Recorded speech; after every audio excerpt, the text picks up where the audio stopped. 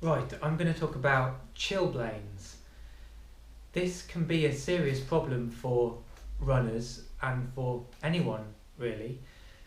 It's funny because if you were to think what would help you most with your running, there's all sorts of things you might think of, but there's some obvious ones that you might miss. Like, for example, if your toes swell up when it's cold, this can be really debilitating and stop you from running. And yet, sometimes we're fatalistic about these sorts of problems and we just don't think there's anything we can do about them. But actually, addressing these things can make a huge difference. So, chilblains. These are when your toes become itchy, red, swollen, normally as a result of exposure to cold. But also to an extent when your shoes pinch on your toes, generally in a cold situation. But it's a bit more subtle than that because you don't always get this redness straight away, like when the toes are cold. It's when they warm up, especially when they warm up quickly. So what's happening is when your toes get cold, I say toes, it could be your hands or even ears or whatever, but for me it's toes. So that's what I'm talking about, toes. So when it gets cold, your blood vessels in your toes constrict, they narrow, especially if you've got poor circulation. And then when your toes warm up again, given this constriction, the warming up is sort of excessive, and this can mean that there's leakage of fluid. I guess because, I don't know, extra blood is being forced into the narrowed blood vessels. This causes the leakage of fluid. So this causes your toes to swell up, and this is painful, and this causes itching, and it can lead to further complications like drying out of the skin, which then makes you susceptible to disease. I mean, my second toe on my right foot in particular, for some reason that's particularly bad. It will sometimes swell up to practically double the size of the toe on the other side. Maybe it's because my right foot is slightly bigger than my left, but I got it last week, which is why I'm thinking about it and why I made this video, because the cold weather has started to set in. And it can stop you running. You don't want to run if your toes are hurting and swollen. But if you don't run, your health becomes worse, maybe your circulation becomes worse, and it's like a vicious circle. And in the past, I have actually broken out of it by just going for a run despite the swollen toe, and it has made me better generally. You know, it has improved the situation overall, but it's not good for the toes to run on them when they're swollen. So I've just gone through all that, emphasise that, so that perhaps people who've had a similar problem can relate and think, oh yes, someone's been through the same sort of thing. But now the question is, well, what to do about it? How to solve it? I'll try and cut to the chase.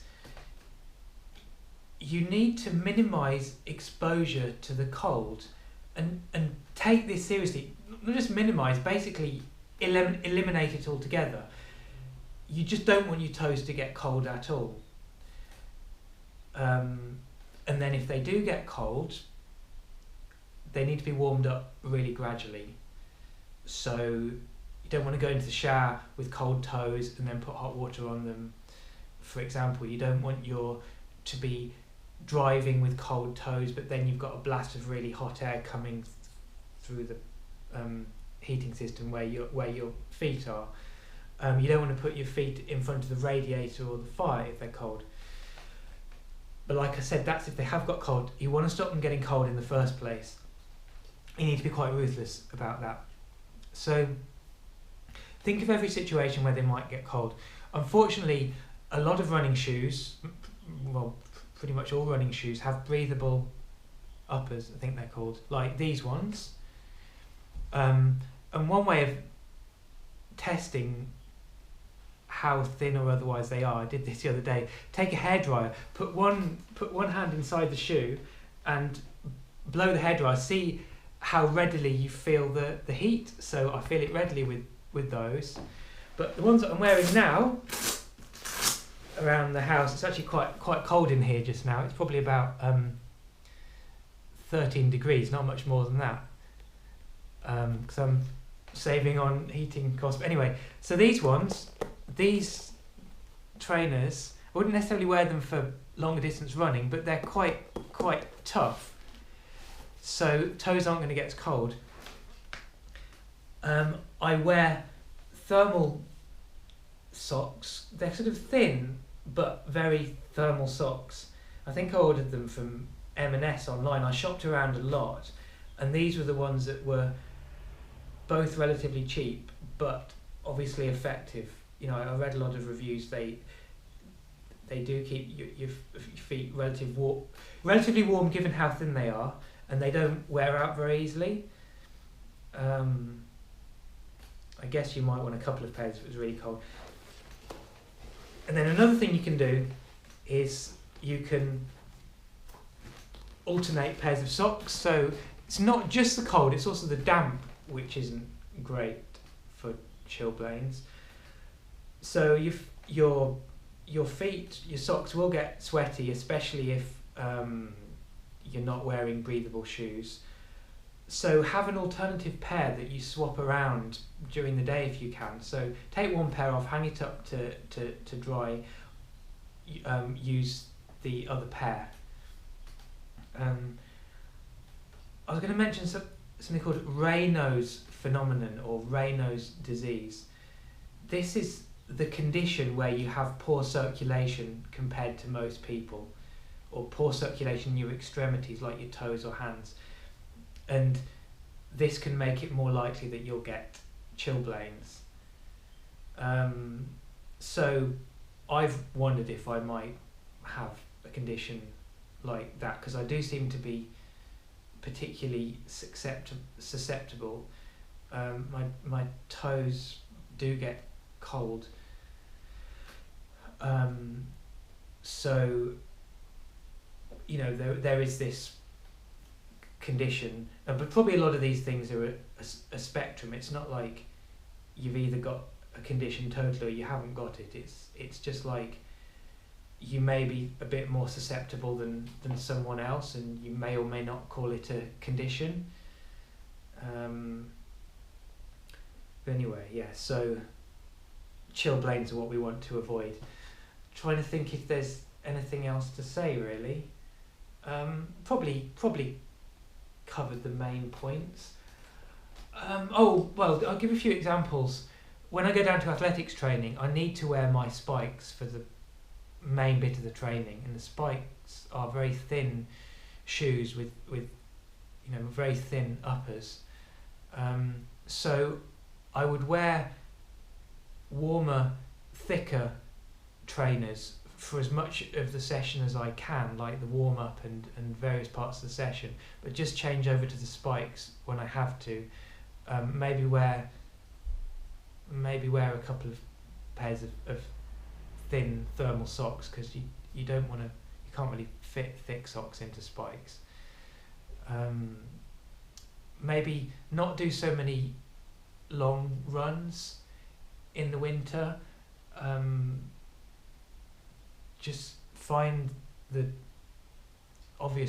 trainers with the thickest uppers. I would actually use these ones that I'm wearing that I showed you. I'd sort of do a short, like 10-minute run or something.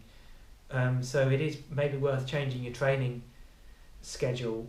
Well, I mean, I'm changing my training schedule anyway because I've changed down to sprinting, but it's just not worth getting these really painful, irritating problems. It might be, even if you do long distance running, you might have to cut down on it in the winter or radically change how you do it. Run in the warmest part of the day, the least cold part of the day. I've even got a thing where I wear walking boots, which are much warmer than anything else, very heavy, but I'll do drills in the garden, I'll do shuttle runs and exercises wearing those, because it's good exercise, and I know my feet aren't going to get as cold.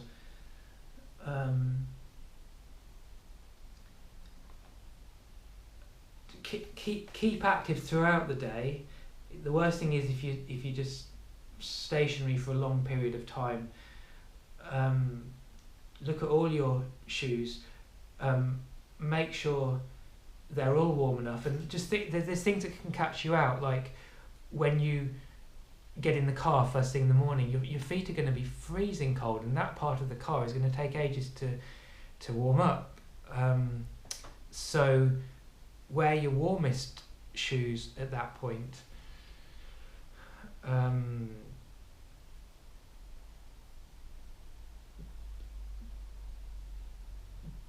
What else is there? Just think about every situation throughout the day. Make sure your feet are always warm. You've always got socks and warm shoes at the appropriate time. And then, as I mentioned earlier, very important, don't warm up your feet too quickly if they get cold. So again, just think about every possible example for that. I'll stop there. I hope some of that helps.